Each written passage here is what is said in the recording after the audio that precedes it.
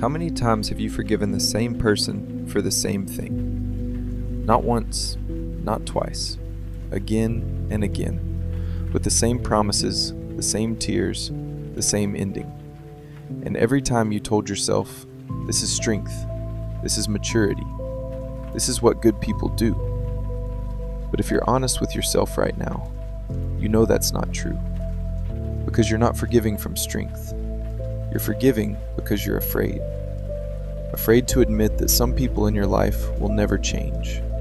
Afraid that your kindness was used against you. Afraid to let go, because then you'd have to face the truth. And that quiet, constant, it's fine, is slowly destroying you. Today I'm going to show you why the kindest people pay the highest price, and where the line is that nobody ever told you about. The most dangerous form of forgiveness looks like kindness, but in reality, it's a form of self-destruction. By the end of this, you'll understand why the people who forgive most easily are most often the ones who end up destroyed. Not by the people they forgave, but by the forgiveness itself. The most frightening thing is that many people call forgiveness what is actually permission to hurt them again. They think they're freeing themselves. In reality, they're opening the door. Here's how it works at the level of language. We all heard it growing up. Forgive him, it's for you, not for him. Anger destroys the one who holds it. And in some sense, that's true. Carrying closed hatred is toxic. That's a medical fact. But somewhere along the way, something got switched. Forgiveness became an obligation to take someone back. To forgive became a synonym for forgetting. Letting go became permission to do it again. Psychologist Dr. Jane Tampler from the University of Wisconsin, who studied forgiveness for 20 years, describes it this way. Forgiveness is an internal act of releasing resentment. It does not require reconciliation. It does not require returning to the relationship. It does not require trust. But when most people say, I forgave him, that's exactly what they mean. A return, an open door again.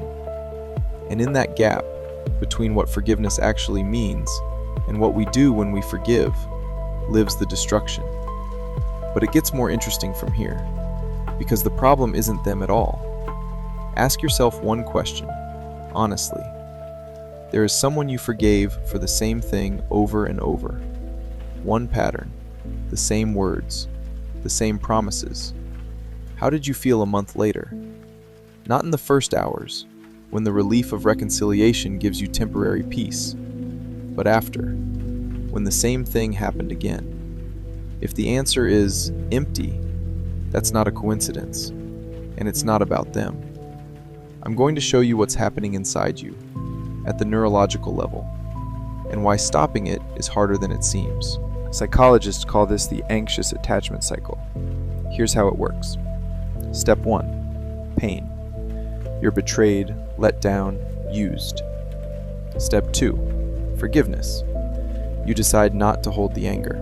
Up to this point, everything is right. Step 3. And this is where the problem begins. You bring the person back. Not because something substantial changed, but because you're uncomfortable with the emptiness. Step 4. Repetition. Because the person received a signal. It's okay to do it again. Not because they're a villain, but because you showed there are no consequences. Step 5. The most destructive one. You start feeling shame.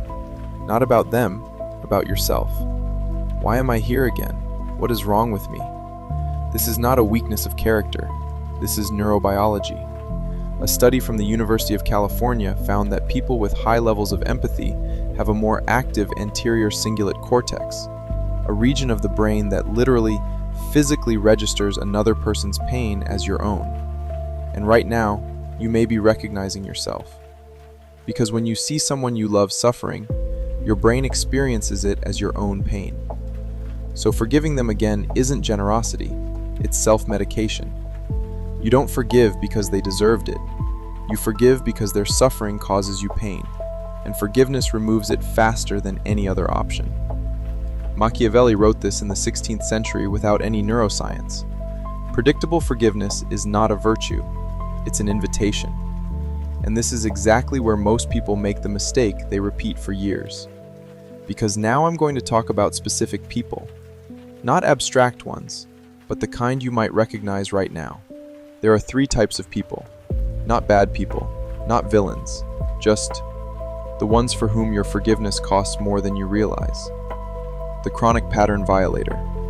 This is a person who broke the same rule systematically, every time with a different explanation, sometimes with genuine tears. One question: did anything change structurally? Not words, not intentions. What specifically changed in their behavior before you open the door again? If there's no answer, you're not forgiving, you're participating. The person who uses forgiveness as a tool. This person discovered a formula. After a certain number of tears, certain words, you open up again. You can recognize them easily.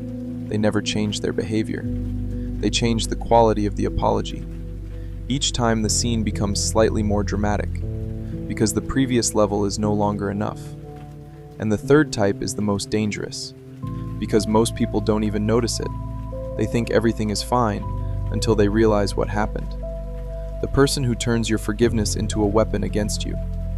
This is the person who, after being forgiven, says, "You said you forgave me. Why are you still cold?" They take your internal act of liberation and make it a new reason for accusation. Now you're the guilty one, because you're not forgiving well enough.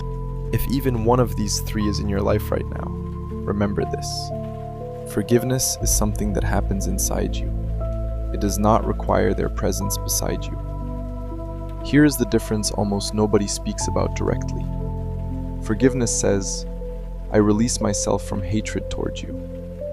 Letting go says, "I release myself from you." These are not the same thing, and most people aren't afraid of losing the person. They're afraid of losing the hope that this person will someday change.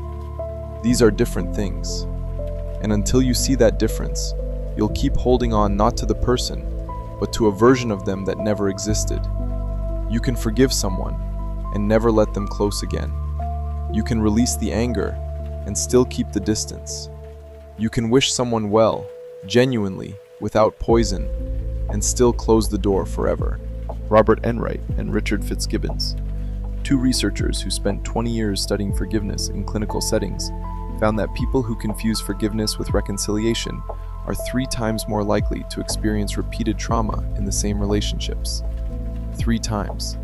Not because they're weak, but because nobody explained the difference. There is one reason why letting go is so hard, and it almost never has anything to do with love. You're not holding on because you love this person. You're holding on because letting go means admitting that all this time you were waiting for something that isn't going to happen. And that is more painful than the loss itself. If you're still watching, there's probably a situation that hurts, a person you forgave too many times. Here's what matters. Forgiveness doesn't require anything from you except internal release. You can forgive and still not go back. That doesn't mean you're cold. It means you're finally being honest. Because if you constantly forgive others at the expense of yourself, you're not kind. You're exhausted. And an exhausted person can't give anything real. Not to others, and not to themselves. There is a difference between releasing the resentment and releasing the person. Most people do one, believing they're doing the other. They free themselves from the anger and immediately bring back the one who will bring it again. The strongest people in psychological research aren't the ones who forgave endlessly. They're the ones who could forgive and let go at the same time. Without drama, without anger, just quietly closing the door. That's not cruelty. That's simply honesty that came late. The person you need to let go of, they probably came to mind in the first 2 minutes of this video. You watch this to the end. What you do next is your choice.